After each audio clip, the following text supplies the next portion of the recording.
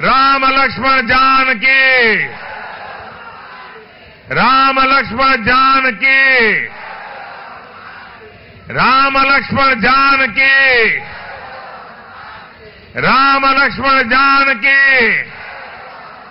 जय श्री राम, जय श्री राम, जय जय श्री राम, जय जय श्री राम, जय जय श्री राम, जय जय श्री राम।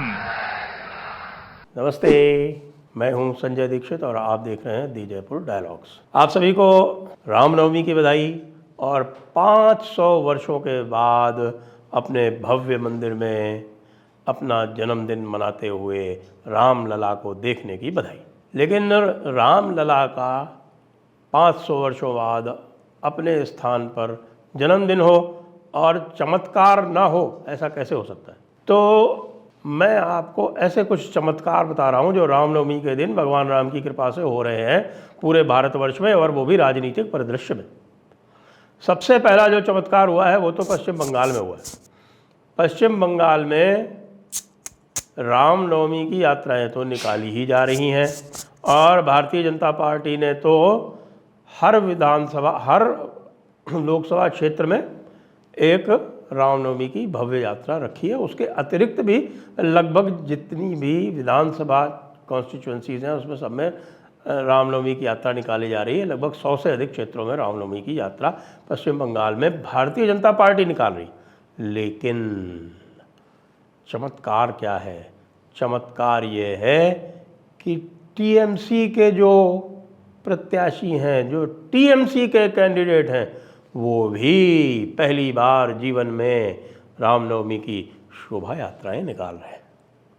है ना चमत्कार? इतना बड़ा चमत्कार पश्चिम बंगाल में कभी नहीं हुआ। विशेषकर हमारी ममता दीदी, वो जो कि जय श्री राम के उद्घोष से, जय श्री राम के नारे से, जय श्री राम के उच्चारण मात्र से भड़क जाती थी। ऐसे भड़क जाती थी जैसे कि पता नहीं कोई किसी ने उनको गाली दे दी हो। उन्होंने आज रामनवमी पर सबको बधाई भी दी है सवेरे सवेरे।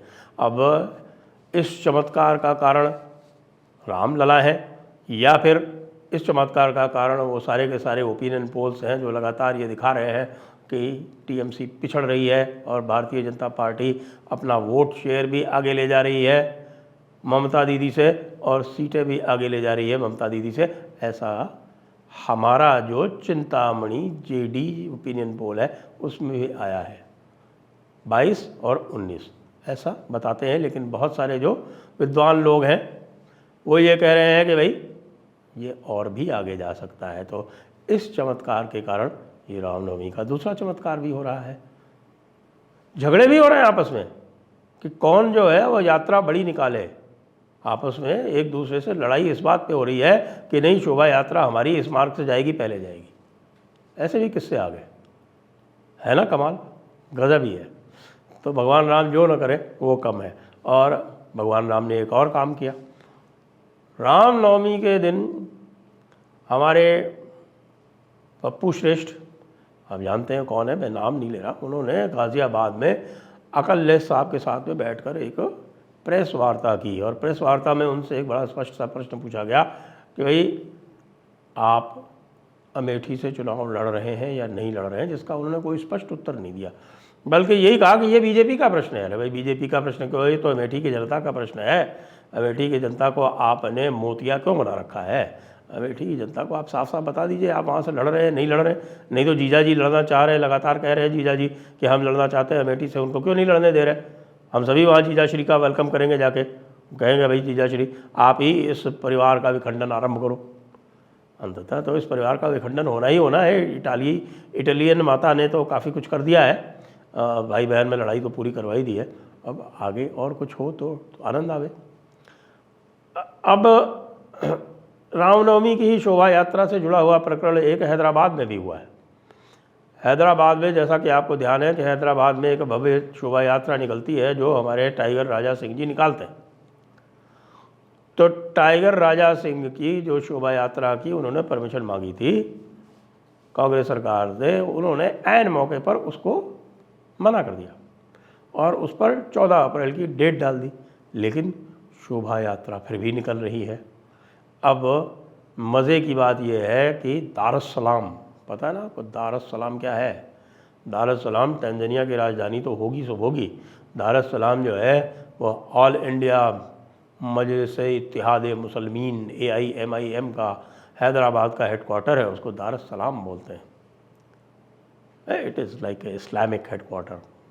तो उस दारुस्सलाम में साहब, दारुस्सलाम का मतलब हुआ हाउस ऑफ पीस, तो उस दारुस्सलाम में बताते हैं कि इंस्ट्रक्शन भेजा गया कांग्रेस सरकार को, और कांग्रेस सरकार जैसी है वैसी है।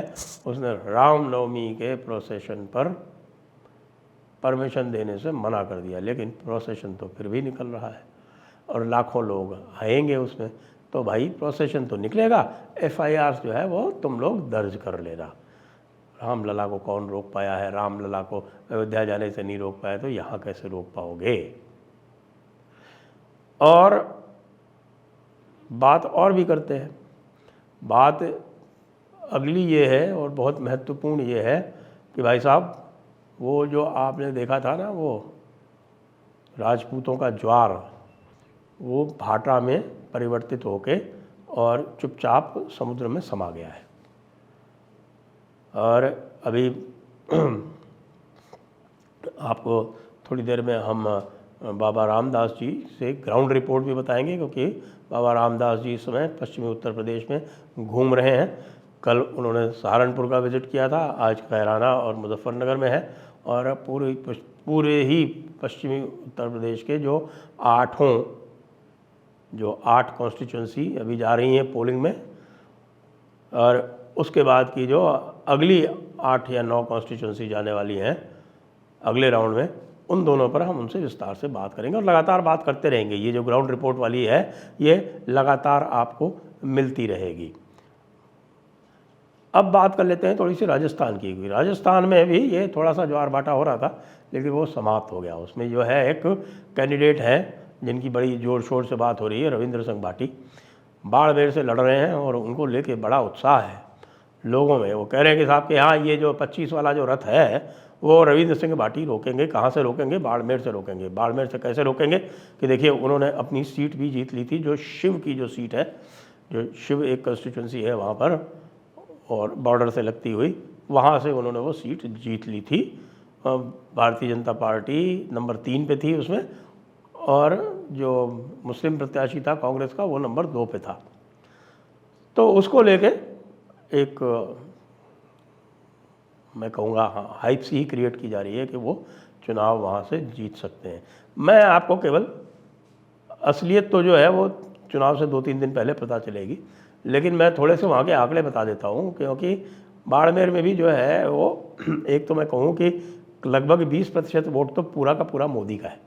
तो जो कुछ भी बाकी वोट है ना, वो 80% ही है। 20-25% वोट तो केवल मोदी के नाम पे पड़ता है। तो कैलाश चौधरी जो कि ऑफिशियल कैंडिडेट हैं, वो 20-25% तो उनके वोट बिल्कुल अश्योर्ड है। उसके बाद फिर आते हैं जाति वाले वोट। तो जाति वाले वोट क्या है? जाति वाले वोट इस प्रकार है साहब कि वहाँ पर लगभग 22 लाख की कंस्टिट्यूंसी है। अब 22 लाख में मानिए कि बहुत लंबी चौड़ी कॉन्स्टिट्यूंसी है।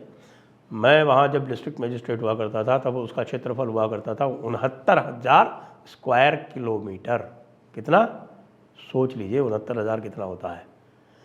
69,000 स्क्वायर किलोमीटर का मतलब होता है पंजाब और हरियाणा दोनों मिला के उससे बड़ी। अब वो घट के हो गई है 50,000 स्क्वायर किलोमीटर लगभग डिलिमिटेशन के बाद। 50,000 तो फिर भी बहुत होता है। तो वो 50,000 स्क्वायर किलोमीटर की जो कॉन्स्टिट्यूंसी है, उसमें जाट जो है वो लगभग 22% है।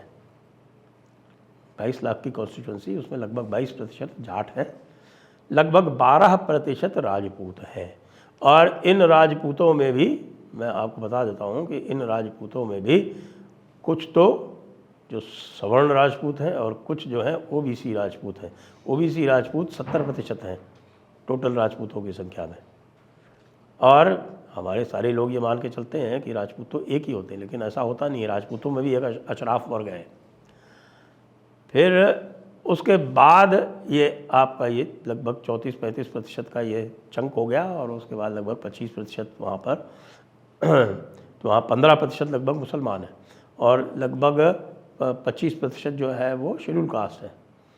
बाकी दीगर संख्या है, ब्राह्मणों की संख्या वहाँ कम है, 5-6% ही है। और ओबीसी की संख्या है वहाँ पर, ओबीसी भी लगभग 20% से ऊपर ही है।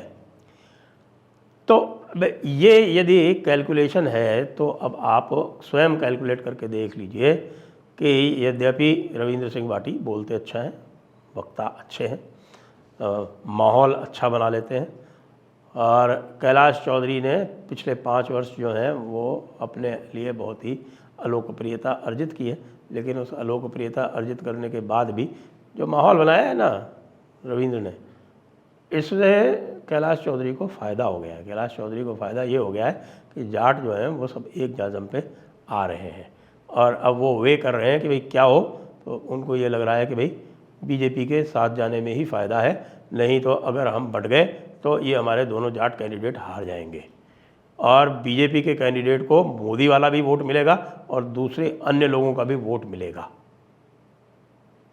इसलिए जाट तो भैया जो लगभग 4.5 लाख वहाँ जाटों का जो वोट है वो एक मुश्त का मतलब 80% से ऊपर वो जा रहा है कैलाश चौधरी को और बाकी साथ में आप और वोट मिला लीजिए, आपको ये स्पष्ट हो जाएगा कि ये चुनाव वहाँ कौन जीतेगा। तो ये भी आज की आपकी जो अपडेट है, पॉलिटिकल अपडेट, वो मैं आपको कर रहा हूँ और ये पॉलिटिकल डायरी आपको मैं रोज़ अपडेट करता रहूँगा कि किसी न किसी नई कंस्टिट्यूंसी से, किसी नए रीजन से, किसी नए प्रदेश से।